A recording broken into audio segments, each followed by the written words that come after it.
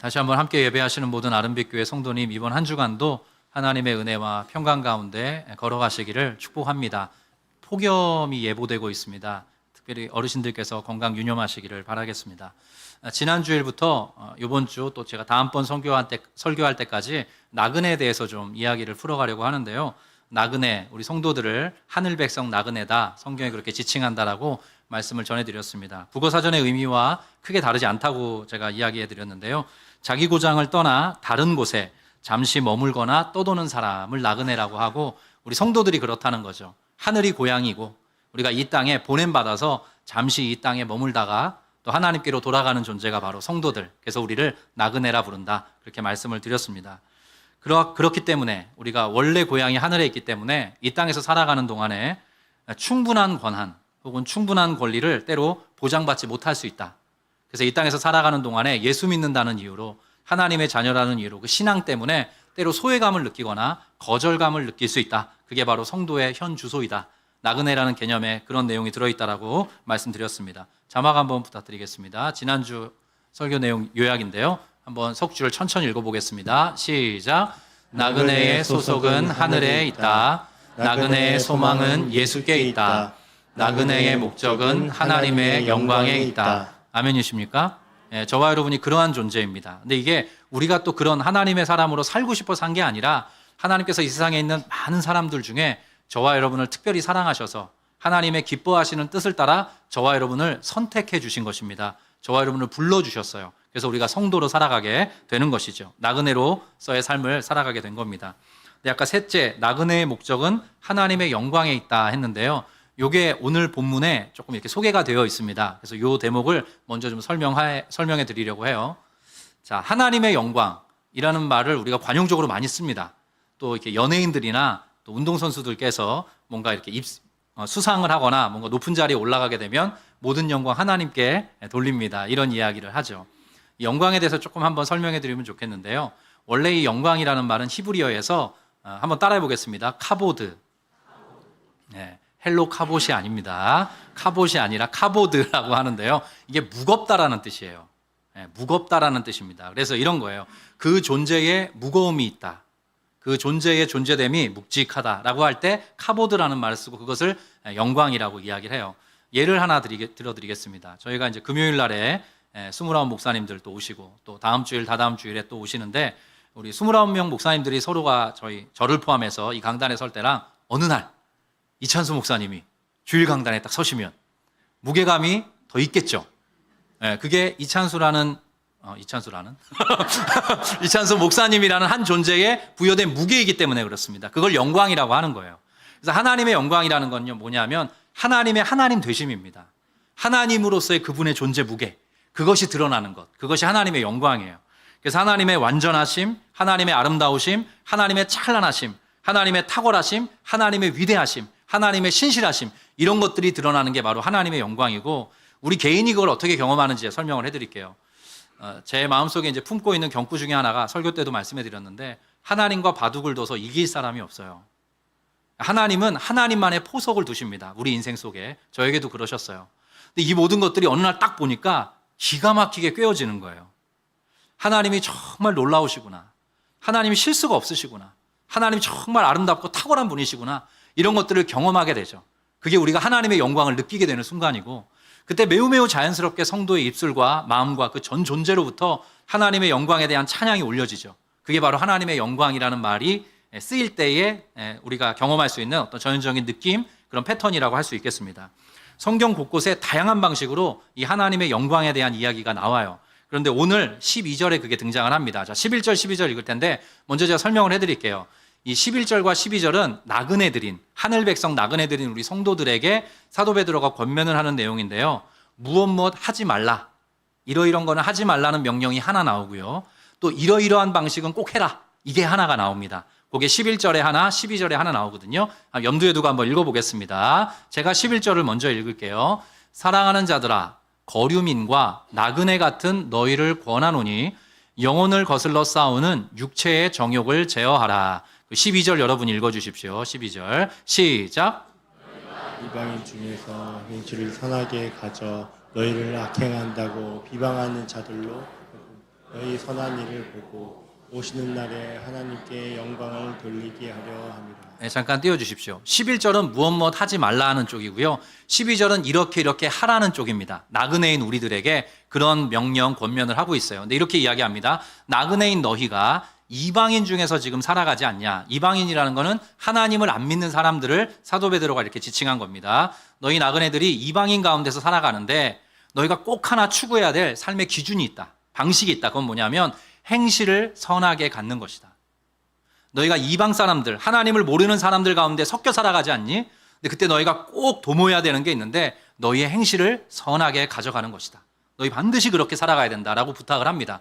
그러면서 이렇게 이야기해요. 너희 나그네들을 악행한다고 비방하는 자들이 있을 것이다. 그들이 이방인들인 거예요. 자, 너희가 악을 행하고 있다라고 비방하는 사람들이 있다. 이게 무슨 뜻이냐면 설명을 좀 해드릴게요. 이 당시에, 이 초대교회 당시에 그리스도인들에 대한 오해가 있었어요. 곡해가 있었습니다. 이런 것들이에요. 그 당시 로마 제국 하에서는 중요한 문화적인 도덕적인 행습이 있었습니다. 자, 문화적인 행습이라는 건요, 로마의 수많은 신들, 왜 유럽 쪽 가보면 신전들이 어마어마하게 있잖아요. 로마의 그 다양한 신들을 섬겼어요. 우상숭배였죠. 그리고 로마 황제도 신으로 추앙을 했습니다. 근데 그런 어떤 신을 섬기는 우상숭배하는 것을 우리는 하지 않겠다. 예수의 사람들이, 하나님의 백성들이, 나그네들이 그렇게 이야기를 하니까 로마 사람들이 보기에 불편한 거예요. 또 하나, 로마 제국은 지금보다도 어떻게 보면 더 음란했습니다. 더 패역했어요. 성적으로 방탕했습니다. 지금보다 어떻게 보면 더하다고 했을 수 있을 거예요. 그런데 예수 믿는 사람들은 이제 우리는 그런 삶 살기를 원하지 않고 부부간의 관계 속에서 성적인 즐거움을 누리겠다라고 이야기를 하니까 로마 사람들이 보기에 이게 어처구니가 없는 거예요. 스스로 정죄받는 느낌을 받는 거죠.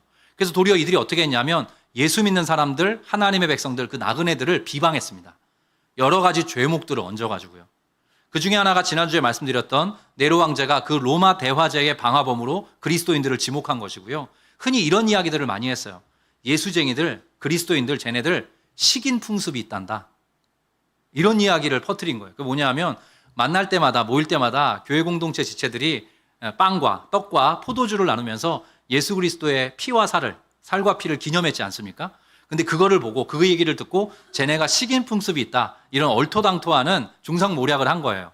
그런 곡해를 한 겁니다. 그리고 또 하나, 저는 목사고 우리 성도님들도 뭐 집사님도 계시고 권사님도 계신데 저와 여러분은 기본적으로 첫 번째는 그리스도 안에서 성도이고 형제 자매입니다. 그렇죠? 저와 여러분은 모두 다 나이에 많고 적음이 아니라 우리 모두 다 그리스도를 머리로 모시는, 큰 형님으로 모시는 형제 자매들이에요. 사실 형제님, 자매님이라고 초대교회에서 많이 불렀거든요. 그 행태를 보고서 로마 사람들이 그 모든 그리스도인들에 대해서 근친상간하는 족속들이라고 이야기를 했어요. 잘 모르니까. 그런 식으로 그리스도인들이 그 시대의 문화에 저항적인 모습을 보였기 때문에 그리스도인들에 대해서 여러 가지 죄목들을 덮어 씌웠던 거죠. 그리고 핍박하고 박해했습니다. 니들만 소위 별나냐, 이런 식으로 이야기를 하면서 엄청나게 괴롭혔다는 거죠. 근데 그런 비방 속에서 너희가 악을 행한다는 말도 안 되는 중상모략 가운데서 너희가 살아가는 건 나 알고 있다. 사도 베드로 알고 있다. 그런데 그때에도 너희가 선한 일을 행해야 된다. 너희가 행실을 선하게 가져가야 한다. 그렇게 지금 사도 베드로가 이야기를 합니다. 그러면서 뭐라고 이야기하냐면 조금 더 읽어볼게요. 너희를 악행한다고 비방하는 자들로 하여금 너희의 그 모든 선한 일을 보고서 오시는 날에, 저기 하나님께서 다시 오시는 예수님의 재림을 이야기하기도 하고 여러 가지 의미로 쓰이는 표현인데요. 오시는 날에 하나님께 영광을 돌리게 하려 함이라. 사도 베드로가 그러한 삶을 살 때 하나님께 영광이 돌려지는 어떤 결과와 마주하게 된다. 지금 이렇게 이야기를 하는 거예요. 제가 하나 질문하겠습니다. 저 목사는 그냥 혼자 하면 될 텐데 맨날 질문을 한다고 생각하실 수 있는데, 자, 영광을 돌리는 주체는 누군가요? 이방인들인가요? 나그네인 우리 성도들인가요? 이방인들일까요? 성도들일까요? 네. 저만 재밌으면 안 되는데. 네. 이게 놀랍게도 이방인들입니다. 이방인들이 그 모든 선한 행실을 보고 그들이 하나님께 영광을 돌리게 된다는 거예요. 근데 다시 한번 질문할게요. 이방인이 하나님께 영광 돌릴 수 있습니까? 없습니다. 그들은 하나님을 모르기 때문에 하나님께 영광을 돌릴 수 없어요. 이게 뭘 의미하는 거냐 하면 근본적으로 이방인들의 회심을 전제로 한 표현이에요. 그들이 이방인 가운데 섞여 살아가는 나그네된 성도들의 선한 행실을 보고 하나님에 대한 궁금증이 생겨나는 것입니다. 하나님이 도대체 누구인지, 그리스도가 도대체 누구인지, 어떤 분이신지, 왜 저들이 저렇게 살아가는지 이것에 대해서 궁금해하다가 그들이 하나님을 알게 되는 거예요. 예수 그리스도를 믿게 된 것입니다. 그래서 하나님이 그런 분이시구나 그들이 알게 되고 이방인이었던 그들이 하나님께로 돌아와 회심해서 하나님께 영광을 돌리게 된다는 말을 이렇게 쓴 것입니다. 놀라운 모습이죠. 놀라운 묘사입니다. 하나님이 정말 하나님이시군요. 하나님이 창조주이시고 주관자이시고 통치자이시고 구원자이시군요. 내가 이제 알게 됐습니다. 그리고 나에게 이 모든 것들을 알게 해준 당신에게 나는 고마움을 느낍니다. 이방인들이 그렇게 된다는 것입니다. 그래서 이 모든 것들을 깨닫고 하나님의 영광과 하나님의 아름다우심을 찬양하는 자로 그 이방인들이 살아가게 된다. 그것을 전망하면서 사도 베드로가 이러한 명령을 꺼내놓고 있는 거예요. 그래서 우리가 여기서 먼저 마음속에 굵은 줄기, 굵은 신앙의 줄기 하나를 딱 가져야 되는데 저와 여러분은 예수 믿고 천국 가는 것만으로 그것을 위해서만 구원받은, 부름받은 존재들이 아닙니다.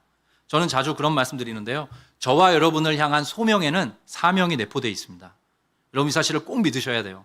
저와 여러분이 살아가는 삶의 바운더리가 다 다릅니다. 김영윤은 김영윤으로서의 바운더리 안에서 살아요. 여러분 한 분 한 분 아름빛교회 모든 성도님들이 소속되어서 살아가는 그 영역들이 있지 않습니까? 그 영역 안에서 여러분들 이방인들에게 여러분들이 선한 행실을 보이셔야 합니다. 그리고 여러분의 그 선한 행실을 보면서 그 많은 사람들이 궁금하게 될 거예요. 당신들이 살아가는 이유, 목적, 그 뜻이 무엇인지 그들이 궁금하게 될 것이고 언젠가 우리가 직접적으로 그들에게 전도를 하지 않더라도 그 모든 사람들이 그때 그래서 그 사람이 나에게 그런 식으로 대했구나. 이런 것들을 알게 되는 거죠.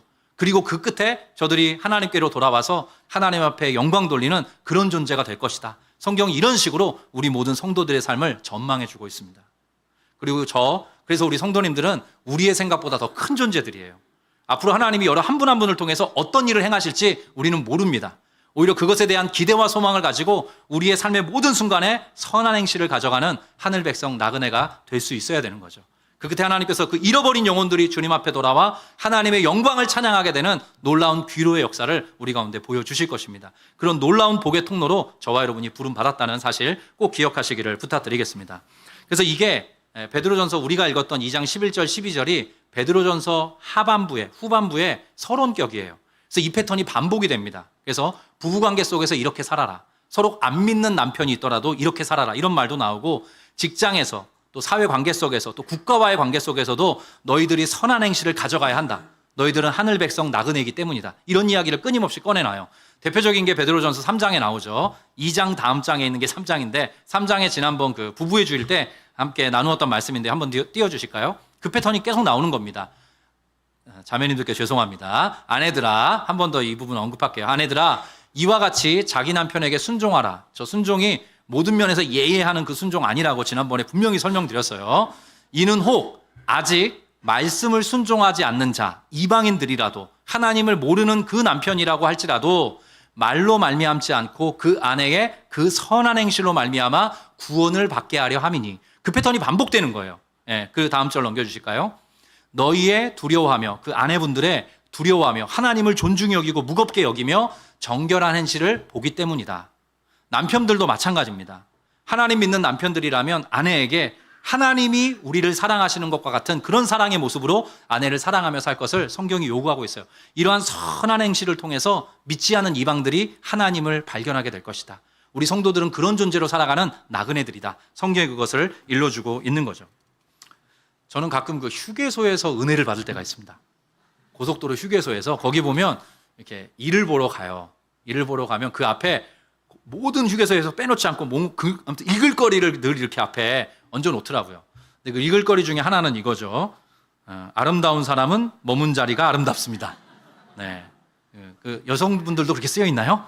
여자 화장실은 제가 가본 적이 없어서. 근데 남자분들 화장실은 이런 것도 있습니다. 남자가 흘려야 할 것은 눈물만이 아닙니다. 이게 뭔 의미일까요? 네.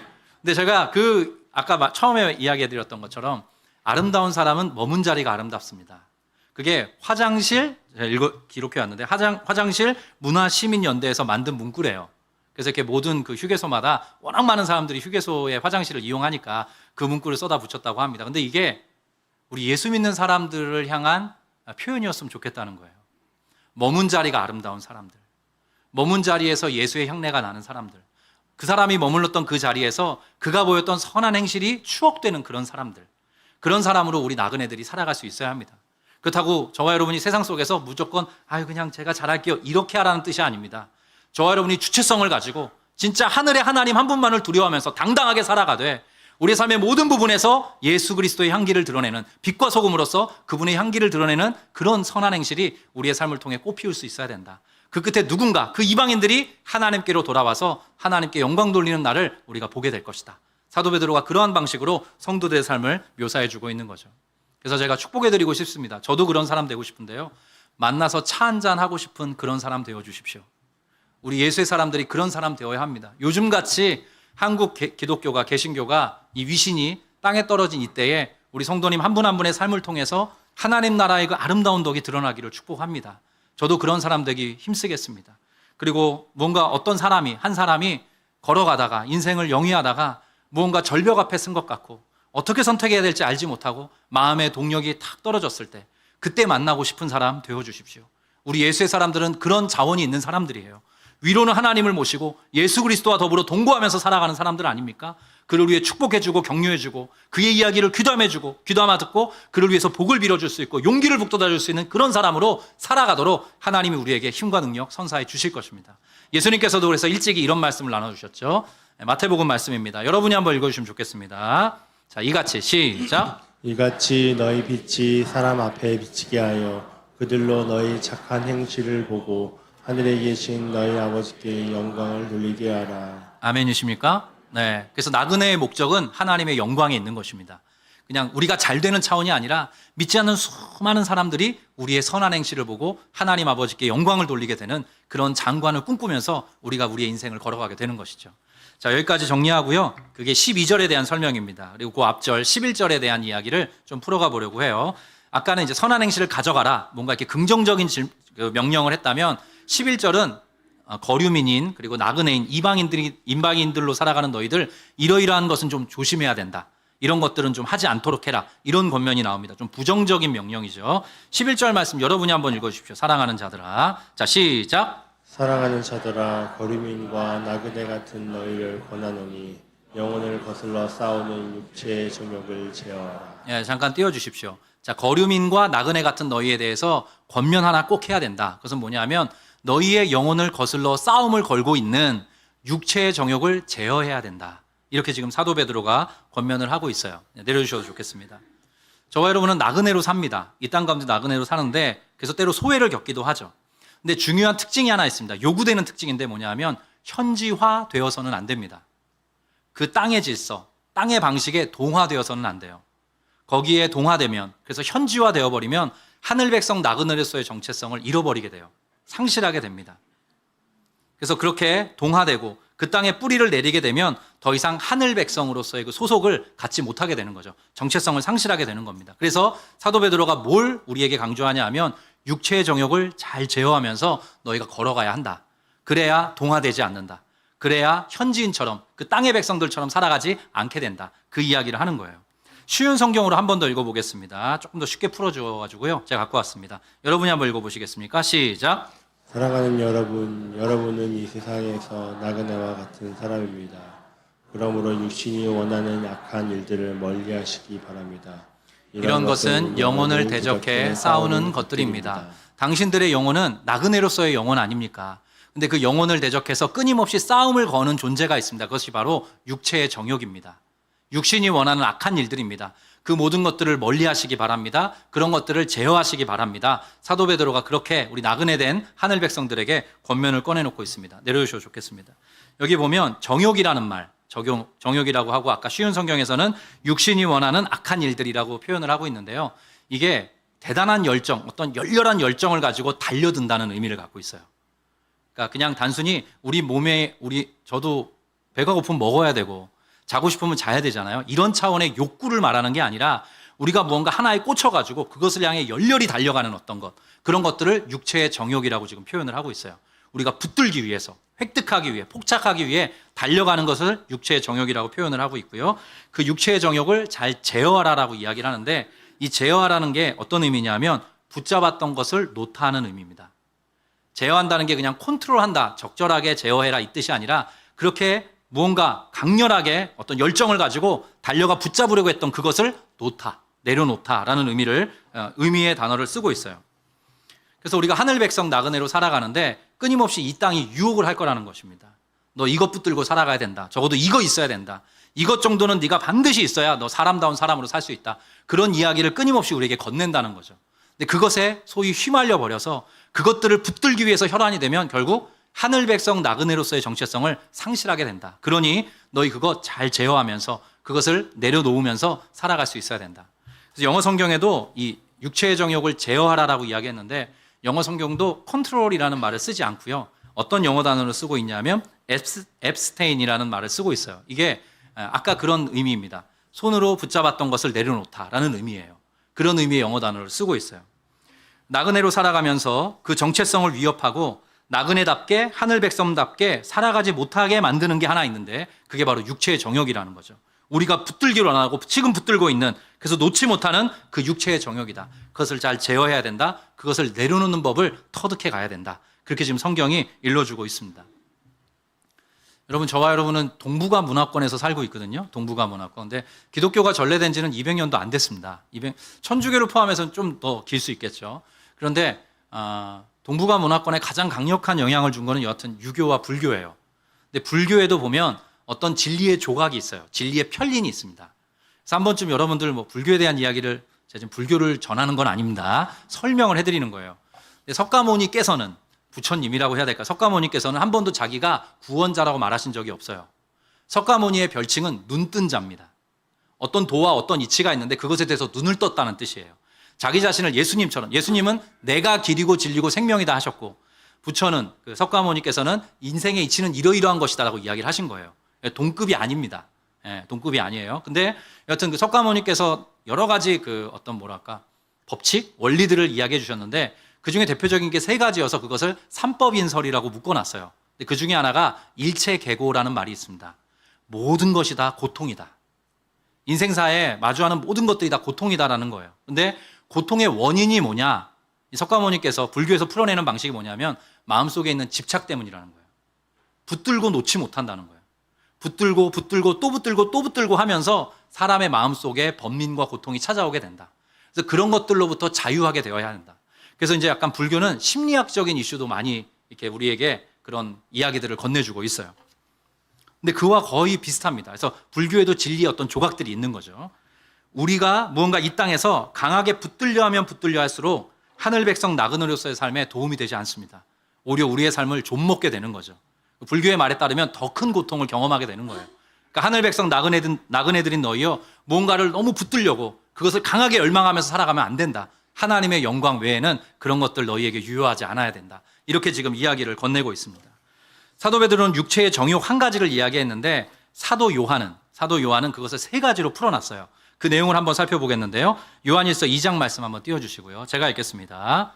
조금 이거를 길게 풀어놓은 겁니다. 사도 베드로가 육체의 정욕을 제어하라는 말을 썼는데 그걸 좀 길게 풀어놨어요. 이 세상이나 세상에 있는 것들을 사랑하지 말라.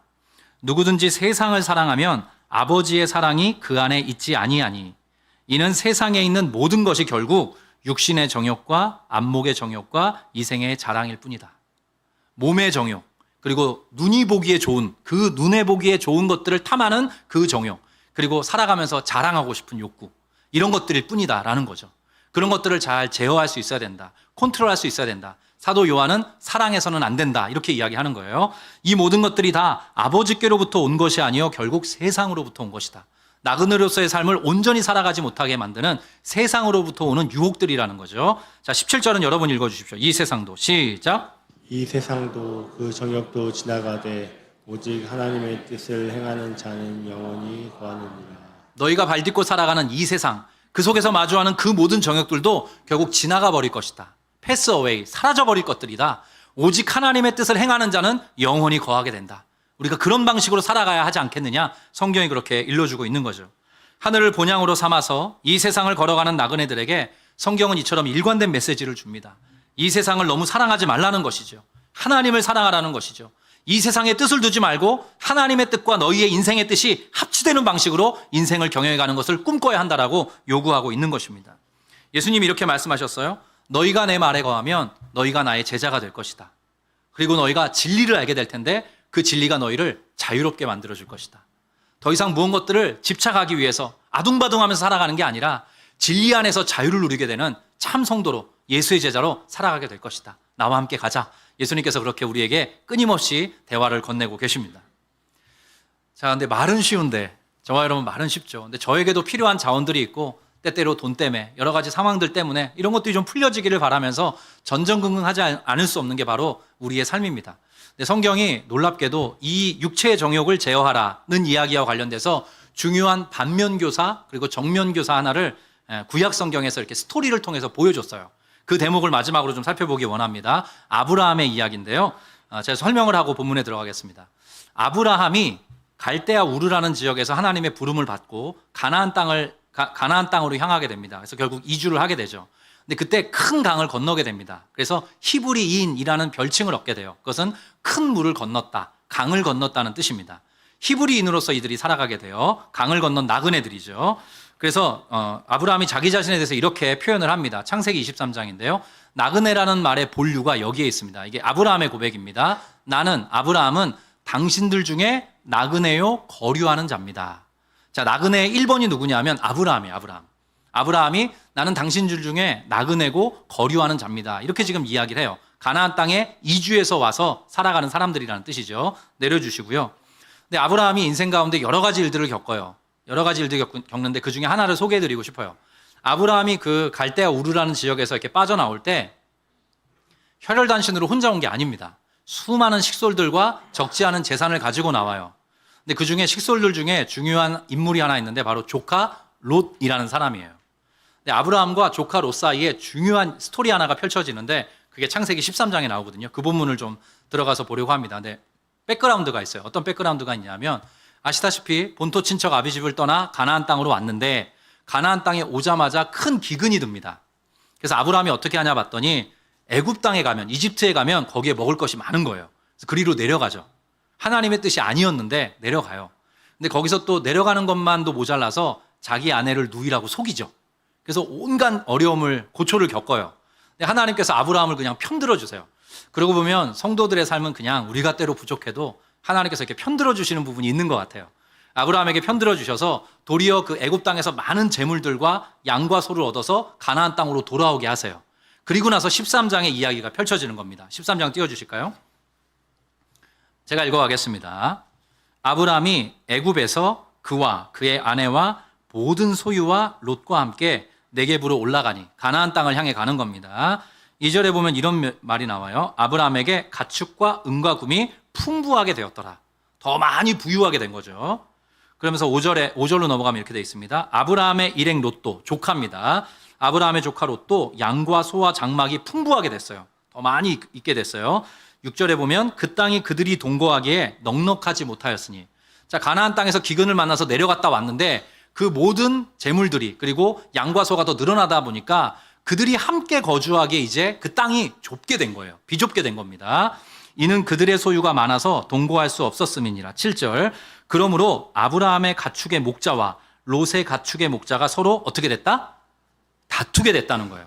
자, 양과 소가 많아지다 보니까 아브라함의 가축을 돌보는 목자들하고 롯의 가축을 돌보는 목자들이 서로 싸우게 된 거예요.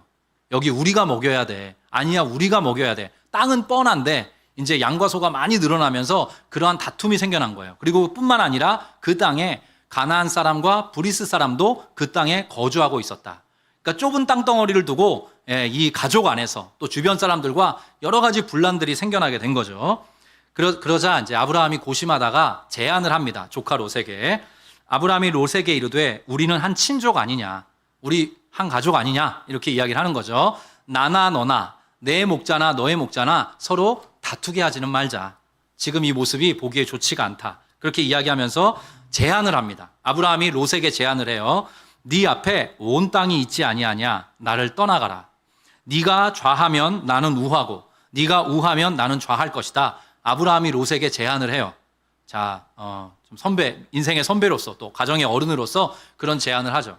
근데 우리는 이제 동방예의지국 사람들이니까 이런 제안을 딱 들으면 롯이 어떻게 반응하기를 기대하냐 하면, 아유, 어떻게 저부터 선택하겠습니까? 어르신 먼저 선택하시면 제가 반대편으로 가겠습니다. 이런 걸 기대하는데 놀랍게도 롯은 덥석 그 제안을 받습니다. 완전 땡큐 이렇게 하면서 받아요. 그 제안을 받습니다. 그 다음 절이에요. 10절. 여러분이 한번 읽어주십시오. 시작. 이에 롯이 눈을 들어 요단 지역을 바라본즉 소알까지 온 땅에 물이 넉넉하니 여호와께서 소돔과 고모라를 멸하시기 전이었으므로 여호와의 동산 같고 애굽 땅과 같았더라. 네, 잠깐만 띄워주십시오. 롯이 이게 보면 연속법으로 되어 있어요. 그래서 즉각적으로 눈을 들어 딱 보기 시작했다는 거예요. 제안을 듣자마자 그럼 어디가 좋을까 쫙 본 겁니다. 실제로 손을 눈 위에 올리고 앞날을 조망했다라는 것이에요. 눈을 들어 요단 지역을 바라보니까 소알이라는 곳까지 온 땅에 물이 넉넉했대요. 보기에 아주 탐스러운 그런 지역이었어요. 그리고 이렇게 성경이 덧붙이고 있습니다. 여호와께서 소돔과 고모라, 그 요단 지역의 소돔과 고모라라는 아주 번성했지만 아주 패역했던 그런 도시가 있었어요. 소돔과 고모라를 아직 멸하시기 전이었기 때문에 여호와의 동산같이 보였고 롯이 보기에 애굽 땅처럼 그들이 방금 머물러서 살았던 그 애굽 땅과 같이 부유하고 번성하고 아주 좋아 보였다. 롯이 보기에 그런 식으로 요단 지역이 관찰되었다. 그렇게 지금 성경이 이야기를 하고 있는 것입니다. 그리고 실제로 롯은 그 선택을 해요. 소돔과 고모라를 향해 가게 됩니다. 자기의 눈에 보기에 자기의 마음속에 요동이는 그 육체의 정욕을 따라 생각하기에 저리로 가면 틀림없다는 거죠. 내가 저리 가서 살면 잘 되겠구나. 내 인생 더욱더 번성하게 되겠구나. 성공할 수 있겠구나. 내가 모든 부분이 넉넉해지겠구나. 자기의 눈을 들어 딱 바라보자마자 계산이 서게 된 것이고 소위 말해서 각이 나온 것입니다. 그래서 소돔과 고모라를 향해 가기 시작을 해요. 11절 말씀입니다. 그러므로 롯이 요단 온 지역을 택하고 동으로 옮기니 그들이 서로 떠난지라. 이렇게 이별을 합니다. 자, 12절은 여러분이 한번 읽어주십시오. 아브람은 시작. 아브람은 가나안 땅에 거주하였고 롯은 그 지역의 도시들에 머무르며 그 장막을 옮겨 소돔까지 이르렀다. 자, 소돔에 들어갔대요. 소돔까지 이르렀대요. 소돔까지 이르렀다. 소돔까지 이르렀다는 말은 아직 들어가지는 않고 소돔 가까이에 장막을 치고 살게 되었다는 거예요. 우리로 말하면 서울이 아니라 경기도쯤에, 제가 서울을 소돔과 고모라라고 말하는 게 아닙니다. 그 경기도쯤에 살게 되었다는 거예요. 서울 가까이 살게 됐다. 이런 뜻이에요. 그래서 실제로 영어 성경에 보면 near 소돔 이렇게 되어 있습니다. 근데 롯의 형편이 달라집니다. 소돔 가까이에서 살면서 자기가 보기에 너무나 풍족하고 부유롭고 하나님의 동산 같고 애굽 땅과 같았던 그 소돔의 여러 가지 것들을 자기가 누리면서 살기를 원했는데 그래서 소돔 가까이에 살기 시작했는데 한 장 지나고 나면 이렇게 변화가 됩니다. 이렇게 달라져요. 14장 말씀입니다. 여기 보면 이렇게 나옵니다. 소돔에 거주하게 됐다는 거예요. 소돔에 거주하는 아브람의 조카 롯도 사로잡고 이런 표현이 나와요. 그러니까 롯이 가까이에서 살다가 어느 순간 보니까 들어가서 살아야 되겠네. 마음을 먹고 그냥 소돔과 고모라 주민이 됐다는 거예요. 하늘 백성 나그네로 사는 게 아니라 정착민이 됐다는 겁니다. 그 현지에 동화됐다는 거예요. 뿐만 아닙니다. 롯의 어떤 인생은 점점점 승승장구하는 것처럼 보여요. 그 다음 19장에 창세기 19장에 나오는 표현입니다. 띄워주실까요? 저녁 때에 그 두 천사가 소돔에 이르니, 자, 소돔 땅에 두 천사가 이르렀더니 마침 롯이 소돔 성문에 어떻게 있다가 놀랍게도 롯의 형편을 어떻게 성경이 묘사하냐 하면 벌써 한 너댓 장 지난 거예요. 롯이 소돔이라는 그 지역의 성문에 앉아있는 사람이 됐다라고 성경이 묘사를 해줘요. 근데 이게 상태를 말하는 것이 아니라 롯의 위상을 말하는 것입니다. 성문에 앉는 거는 그냥 길 가다가 피곤해서 앉는 그런 사람을 이렇게 묘사하지 않고 성문에 앉는 사람은 세 가지 종류예요. 성주이거나 아니면 지역의 유지이거나 아니면 재판관이거나. 근데 롯이 재판관이었다는 기록도 없고 성주일 이유는 없기 때문에 아마도 롯이 그 소돔 땅에서 최고가는 유지가 되었던 것입니다. 번성하게 된 거죠. 성공하게 된 것입니다. 정말로 자기가 바라봤던 그 소돔 땅의 아름다움과 풍요로움을 만끽하는 자리에 올라가게 된 거예요. 자, 여기서 퀴즈. 롯 행복했겠습니까? 롯이 이 정도의 성공을 거두었는데 소돔과 고모라 땅에서 이 정도로 유지가 되었는데 행복했을까요? 네, 저 사람이 저렇게 묻는 건 이유가 있겠죠. 성경은 성경으로 풀어야 됩니다. 베드로 후서에 보면 성경이 아주 독특하게 롯의 그 마음에 대해서 이렇게 이야기를 건네주고 있어요. 자, 베드로 후서 말씀입니다. 띄워주실까요? 소돔과 고모라 성을 멸망하기로 정하여 제가 되게 하사 후세에 경건하지 아니할 자들에게 본을 삼으셨다. 하나님께서 불심판을 내리시죠. 그러면서 2장 7절에 이렇게 나옵니다. 무법한 자들의 음란한 행실로 말미암아 고통당하는 의로운 롯을 건지셨으니. 놀랍게도 롯의 형편이 어떠냐 하면 롯을 의로운 자다 이렇게 지금 표현한 하나님의 백성이란 뜻이죠. 근데 롯이 고통했대요. 고통스러웠대요. 왜냐하면 무법한 자들, 그 소돔과 고모라 안에서 살아가는 하나님을 경외하지 않는 그 무법한 자들의 음란한 행실로 말미암아 롯이 고통을 겪었다는 거예요. 눈에 보기에 여러 가지 환경과 조건은 점점점 좋아지고 성문에 앉는 유력자가 되었지만 롯은 고통했습니다. 왜냐하면 자기는 나그네거든요. 자기는 원래 하늘 백성이거든요. 이런 식으로 살아가면 안 된다고 알고 있었던 사람이거든요. 근데 뒤섞여서 살아가다 보니까 이러지도 못하고 저러지도 못하면서 고통을 겪게 됐다는 것입니다. 그리고 그 다음 절 8절인데요. 여기도 제가 읽겠습니다. 이는 이 의인이, 롯을 얘기합니다. 의인이 그들 중에 거하면서 날마다 저 불법한 행실을 보고 들으므로 그 의로운 심령이 상하게 되었다. 롯에 대해서 이렇게 성경이 일러주고 있습니다. 하늘 백성인데, 나그네인데 그 땅에 살아가기로 마음먹고 그 땅에 뿌리를 내리려고 하니까 의로운 심령이 상하게 되었다는 거죠. 눈에 보기에 성공했지만 점점 더 그 삶의 모든 자원들은 풍성해졌지만 롯은 행복하지 못했다는 것입니다. 하늘 백성 나그네의 삶을 이런 식으로 성경이 그림 언어를 통해 보여주고 있는 거죠. 저는 성도님들을 격려해드리고 싶고 위로해드리고 싶습니다. 그러나 가끔은 하나님의 관점에서 여러분에게 말씀을 전해야 될 때가 있습니다. 잠언에 무시무시한 말씀 하나, 제가 참 두렵게 늘 받는 말씀 하나 여러분들과 한 번 더 나누고 싶습니다. 한두 번 나누었던 말씀인데요. 잠언에 2번 나옵니다. 똑같이 나와요. 여러분이 한번 읽어주십시오. 시작. 어떤 길은 사람이 보기에 바르나 필경은 사망의 길이니라. 너무너무 아프지만 저는 이 말씀을 마음에 새기고 자주 암송하면서 기도합니다. 어떤 길은 롯이 그랬던 것처럼 사람이 딱 살펴보기에 바른 길이다. 그리로 가면 틀림없다. 저리로 가면 성공한다. 저 끝에 나의 인생에 충분한 보장이 뒤따르고 있다 라고 여길지라도 그 끝에는 사망이 기다리고 있다. 우리 성도들이 깨어서 하나님 앞에 기도하면서 우리의 인생을 하나님께 의지해야 되고 의탁해야 되는 이유가 여기에 있습니다. 이 말씀 여러분이 마음에 꼭 새기셨으면 좋겠어요.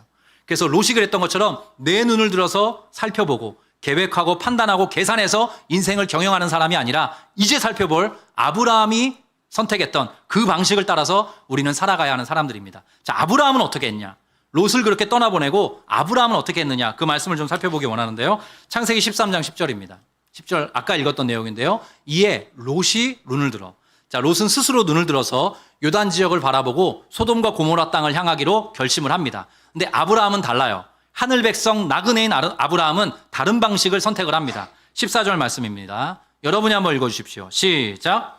롯이 아브람을 떠난 후에 여호와께서 아브람에게 이르시되 너는 눈을 들어 너 있는 곳에서 북쪽과 남쪽 그리고 동쪽과 서쪽을 바라보라. 15절 시작. 보이는 땅을 내가 너와 내 자손에게 주리니 영원히 이르리라. 아멘. 예, 앞으로 넘겨주십시오. 놀랍게도 아브라함도 눈을 듭니다. 너는 눈을 들어. 아브라함도 눈을 들어요. 근데 언제 눈을 드냐 하면 롯처럼 스스로 눈을 든 게 아니라 하나님께서 말씀해 주실 때, 하나님께서 아브라함의 인생 가운데 개입하셔서 아브라함에게 말씀을 주실 때 아브라함은 눈을 듭니다. 인생에 대해서 계획하게 된다는 거죠. 인생을 조망한다는 겁니다. 전망한다는 거예요. 근데 언제? 하나님께서 말씀해 주실 때 그 말씀에 이끌려서 눈을 드는 사람, 그 사람이 바로 나그네, 하늘 백성 아브라함이라고 성경이 소개하고 있습니다. 하나님이 말씀하시죠. 너 눈을 들어라. 그래서 너 있는 곳에서 북쪽과 남쪽 그리고 동쪽과 서쪽을 바라보라. 그 땅이 너의 땅이 될 것이다. 너의 후손의 땅이 될 것이다. 그 성도는 누구냐? 하늘 백성 나그네로 살아가는 사람 누구냐? 하나님의 말씀에 이끌려서 인생을 경영해가는 사람들인 것입니다. 여러분 이 사실 믿으십니까? 그래서 예배 때마다 여러분의 일상 속에서 하나님의 말씀이 들려지기를 간구하셔야 됩니다. 그래야 이 세상이 우리에게 끊임없이 이야기하는 그 이야기들에 사로잡히지 않을 수 있습니다. 육체의 정욕을 놓아버릴 수 있게 되는 거죠. 하나님을 바라보고 하나님의 말씀에 이끌려서 성령의 인도하심을 따라 살아갈 때 우리가 하늘 백성 나그네로서 승리할 수 있는 것입니다. 이것은 예수의 방법이기도 했어요. 성경을 가만히 살펴보면 예수님께서 종종 특징적인 행동을 하셨던 대목이 나옵니다. 마지막 대목인데요. 예수님이 자주 보이셨던 행동의 패턴이에요. 요한복음 11장 말씀입니다. 여러분이 한번 읽어주십시오. 돌을 시작. 돌을 옮겨 놓으니 예수께서 눈을 들어 우러러보시고 이르시되 아버지여 내 말을 들으신 것을 감사하나이다. 예수님께서는 때마다 시마다 눈을 드셨습니다. 근데 눈을 드셨는데 뭘 보셨냐 하면 단순히 우리처럼 우리 앞날이 어떠할까 이걸 보신 게 아니라 우러러 하나님을 바라보신 것입니다. 하나님을 바라보시고 하나님께 시선을 두신 거죠. 우러러보시고 이르시되 아버지여 내 말을 들으신 것을 감사하나이다. 이게 매우 중요한 패턴이었던 거예요. 예수님이 보이신 어떤 이런 행동에 습관이 있었던 겁니다. 17장에도 똑같은 말이 나와요. 요한복음 17장인데요. 여긴 제가 읽겠습니다. 예수께서 이 말씀을 하시고 똑같이 눈을 들었다는 표현이 나오고요. 하늘을 우러러 이르시되 아버지여. 똑같습니다. 예수님께서는 때마다 시마다 하늘을 우러러 눈을 드시고 하나님 아버지를 부르는 분이셨어요. 하늘 백성 나그네로서 예수님께서 본을 보이신 것입니다. 우리 어떻게 살아가야 되겠습니까? 때마다 시마다 스스로 판단하고 계획하고 스스로 인생의 궁극적인 모습을 전망하는 것이 아니라 눈을 들어 하늘을 우러러 하나님 아버지의 이름을 부르고 하나님의 말씀이 우리에게 주어지기를 사모하면서 걸어가야 하는 것이죠. 그게 바로 하늘 백성 나그네의 삶입니다. 오늘 말씀의 결론을 맺겠습니다. 이 세상에 우리로 더 집착하게 만드는 모든 정욕들을 내려놓고 예수께서 그러하셨듯 먼저 하늘을 우러러 바라보며 하나님과 교통하면서 그 하나님과 동행함으로 인생을 살아내는 사람들, 그들이 바로 하늘 백성 나그네들입니다. 이번 한 주간도 우리 교회 아름빛교회 성도님들이 걸어가시는 인생의 평생 속에 그 하나님을 주목하면서 하나님께 모든 것 다 내어 맡기면서 걸어가는 은혜가 있으시기를 주 이름으로 축복합니다. 그 끝에 하나님께서 반드시 우리 귀한 성도들의 삶을 승리로 이끌어 주실 것입니다. 그런 마음과 기대를 담고 우리 찬양하겠습니다. 십자가 그 사랑이라는 찬양인데요. 우리 가사를 좀 마음에 담으면서 함께 찬양하도록 하겠습니다.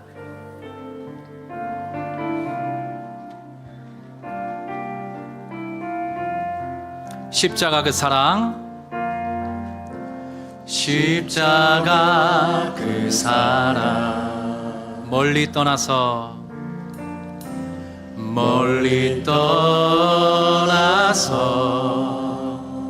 무너진 나의 삶 속에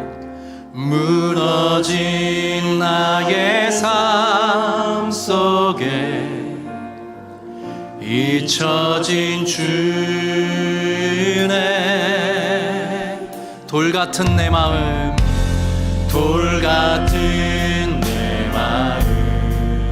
어루만지사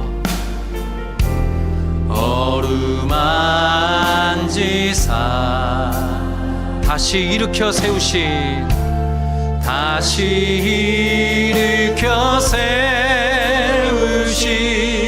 주를 사랑합니다.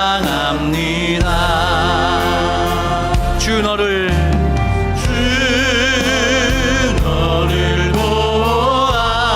보아시고 널 붙드실 것입니다. 너는 보배롭고 존귀한 주님의 자녀라. 주 너를 보호하시고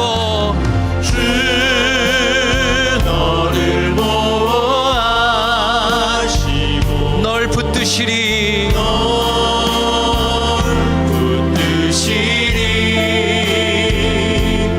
너는 보배롭고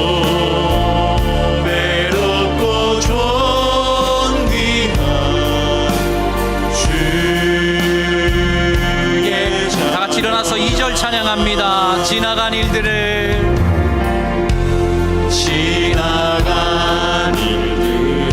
기억하지 않고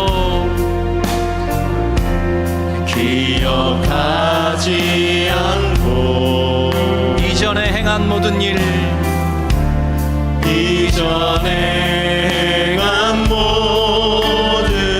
생각지 않으실 것입니다.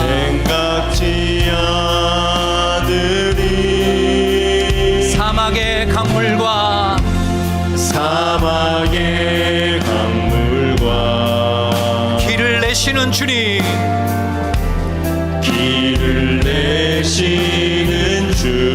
내 안에 새 일 행하시.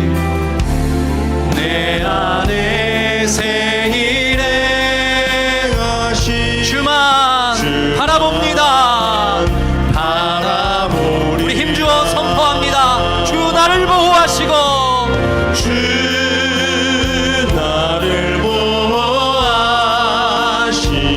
날 붙드시리. 스스로에게 선포합니다. 나는 보배롭고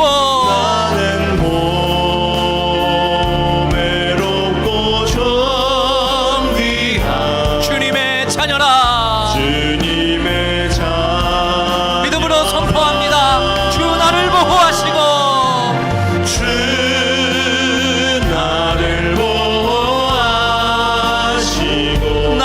지키시리. 날 지키시리. 나는 보배롭고 존귀한 나는 보배롭고 존귀한 주의 자녀라. 주. 우리 한 번 더 고백하기 원합니다. 주 나를 보호하시고 주 나를 보호하시고 날 붙드시리. 날 붙드시리. 나는 보배롭고 나는 보배롭고 존귀한 주님의 자녀입니다. 주님의 자녀라. 주 나를 보호하시고 주 나를 보호하시고 나를 강하게 붙드시리. 날 붙드시리. 나는 보배롭고 나는 보배롭고 존귀한 주의 자녀라. 주의 자녀라. 우리 말씀 붙들고 한번 기도하기 원합니다. 하늘 백성 나그네로 살아가시는 여러분 힘을 내시길 바랍니다. 염려하지 마시기 바랍니다. 걱정하지 마시기 바랍니다. 하나님께서 여러분을 먹이시고 입히시고 지키시며 하나님께서 여러분의 인생길을 반드시 열어주실 것입니다. 오히려 롯과 같이 스스로가 주인되어 판단하고 전망할 때에 하나님이 원하시지 않는, 기뻐하시지 않는 그런 결과와 마주할 수도 있습니다. 우리 그런 어리석음을 인생 가운데 한두 번 경험하면서 오늘에 이르렀습니다. 우리의 삶 하나님께 의탁하겠습니다. 하나님, 내가 하나님 안에서 하나님께 모든 것들 내어 맡기고 하나님이 말씀해 주시는 그 말씀을 따라 인생을 경영하기 원합니다. 세상의 방법이 아니라 하늘의 방법으로 내 인생 살아갈 수 있도록 도와주시옵소서. 또 하나 기도하겠습니다. 우리가 이방 가운데 살아가고 있습니다. 믿지 않는 세상사회 속에서 아버지 살아가고 있습니다. 아버지, 내가 그 가운데서 선한 행실을 사모하고 선한 행실을 견지해가는 그런 하나님의 성도, 하늘 백성 나그네로 살아가기 원합니다. 나를 통해서, 나의 인생을 통해서 또 다른 누군가가 하나님께로 돌아오는, 하나님께 영광 돌리는 장관이 연출되기 원합니다. 여러분의 부모 형제, 여러분의 일상 속에서 만나는 그 삶의 현장을 하나님 앞에 올려드리면서 이 시간 주여 머리치와 함께 통성으로 기도하겠습니다. 주여, 하나님 아버지 은혜와 사랑에 감사합니다. 하늘 백성 나그네로 살아가는데 부족한 것들이 참으로 많이 있습니다. 우리 귀한 아름빛교회 성도님들의 삶에 하늘의 피로로 채워주시옵소서. 하늘의 놀라운 능력과 차원으로 우리 귀한 성도들 가운데 복 내려 주시옵소서. 그래서 부족하지 않도록 널리 베풀고 후하게 부어줄 수 있도록 하나님의 우리 귀한 성도들의 삶을 그렇게 이끌어 주시기 원합니다. 하나님이 먹이시고 하나님이 입히시고 하나님이 채우시고 하나님이 돌보시고 하나님이 붙잡아 주시는 것 경험하며 살아갈 수 있도록 우리 귀한 나그네 된 인생들에게 하나님의 귀한 가정들에게 은혜 베풀어 주시기를 간절히 바라고 소망합니다.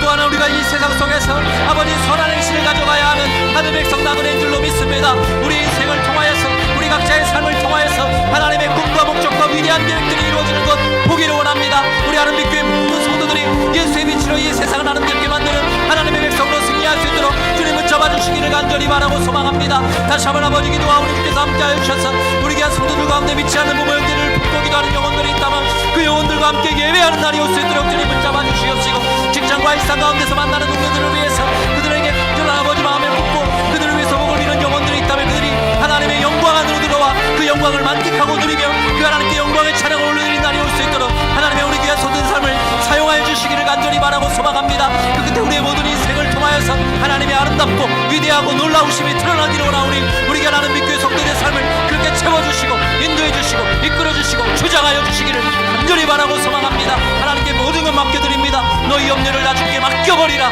이는 그가 너희를 돌보심이라 하셨사오니 하나님의 돌보심을 이후로 크게 경험하는 하늘 백성 나그네들 될 수 있도록 간섭하여 주시옵소서. 인도하고